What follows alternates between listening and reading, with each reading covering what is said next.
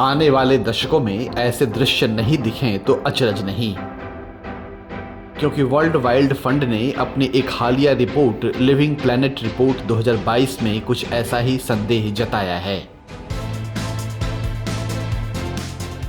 दुनिया भर के जीव जंतुओं पर मंडराते संकट को केंद्र में रखकर इस रिपोर्ट के मार्फत मानवता को चेतने की नसीहत दी गई है। पूरी दुनिया में साल 1970 से लेकर 2018 के बीच 48 सालों के दौरान वन्य जीवों की आबादी में 69% की गिरावट दर्ज की गई है। रिपोर्ट का कहना है कि धरती अब दोहरे संकट का सामना कर रही है। जलवायु में आता अजीबोगरीब बदलाव और बायोडायवर्सिटी का होता भयानक पतन हमारे सामने दो गंभीर संकट हैं। ये संकट इंसानी हस्तक्षेप के चलते कहीं ज्यादा गंभीर होते जा रहे हैं, क्योंकि इंसानी आबादी मानव प्रेरित जलवायु परिवर्तन के लिए जिम्मेवार है।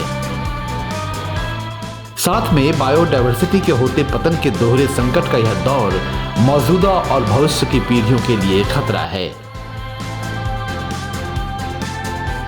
वन्य जीवों की आबादी में आती इस तरह की विनाशकारी गिरावट खास तौर से उष्णकटिबंधीय क्षेत्रों में एक बड़ी चिंता का विषय है। ध्यान रहे, उष्णकटिबंधीय क्षेत्र को धरती का फेफड़ा भी कहते हैं और आनुवांशिक जैव विविधता की अकूत कुदरती दौलत इसी इलाके की युगीन विरासत है।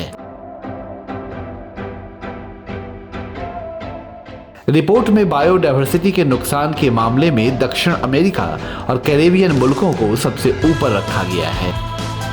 इसके बाद अफ्रीका, एशिया पैसिफिक, यूरोप और मध्य एशिया में वन्य जीवों की आबादी में कमी दर्ज की गई है।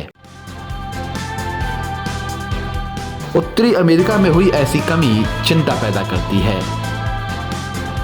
वन्य जीवों की तेजी से गिरती आबादी के लिए उनके आवास में आती गिरावट, प्रदूषण, जलवायु परिवर्तन, जीवों में किए जा रहे शोषण और आक्रामक प्रजातियों के हमले के अलावा उनमें फैलती बीमारियों को वजह माना है। इस रिपोर्ट में मत्स्य पालन, कृषि और तटीय विकास के कारण कछारी वनों का तेजी से पतन होने की चर्चा की गई है। वहीं लगातार समुद्री तूफान और तटीय कटाव जैसे प्राकृतिक दबावों के साथ साथ बेइंतहा दोहन और प्रदूषण के कारण कई कछारी वनों का नुकसान हो रहा है। बंगाल के सुंदरबन में कछारी वनों के विनाश का भी उल्लेख किया गया है, जिसके चलते वहां के करीब 1 करोड़ लोगों के जीवन के अस्तित्व को लेकर चिंता प्रकट की गई है। दुनिया भर में मूल निवासियों और स्थानीय समुदायों के अधिकारों और उनके वजूद का सवाल लगातार गहराता दिख रहा है। लेकिन तरह तरह के नियम अधिनियम बनाकर मूल बाशिंदों के रिहाइश को तबाह किया जा रहा है। मूल बाशिंदों के इलाके में सरकारी अतिक्रमण के मामले में भारत भी कम नहीं है।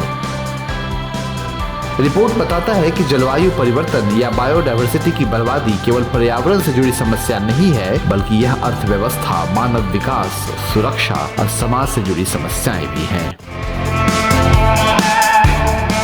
जहां तक बात भारत की है तो यहाँ जलवायु परिवर्तन सीधे तौर से देश के जल संसाधन, यहाँ की खेती किसानी, नेचुरल इकोसिस्टम, सेहत और आहार श्रृंखला को प्रभावित करने की दस्तक दे रहा है।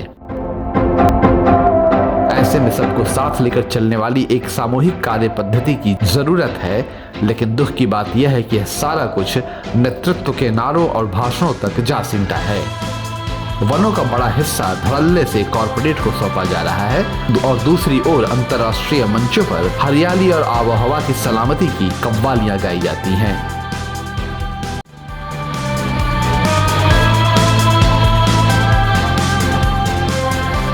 स्पष्ट है, जब तक हम जलवायु में बदलाव और बायोडायवर्सिटी के पतन जैसे दोनों संकटों को अलग अलग समस्याओं के रूप में देखना नहीं छोड़ देते, तक किसी समस्या का असरदार ढंग से समाधान नहीं किया जा सकता। क्या भारत सरकार कॉरपोरेट से कोई कारगर अपील कर सकती है ताकि कंपनियां अपनी गतिविधियों में तत्काल बदलाव लाने को लेकर सक्रिय हो सकें, साथ में बायोडायवर्सिटी के हो रहे नुकसान को रोका जा सके। सब कुछ सोचा जाना जरूरी है, लेकिन हुक्मरान चुनावी मोड और बयानबाजी से बाज आएं तो आगे की सोची जाए। डेवलपमेंट फाइल्स के लिए अमरिंदर किशोर।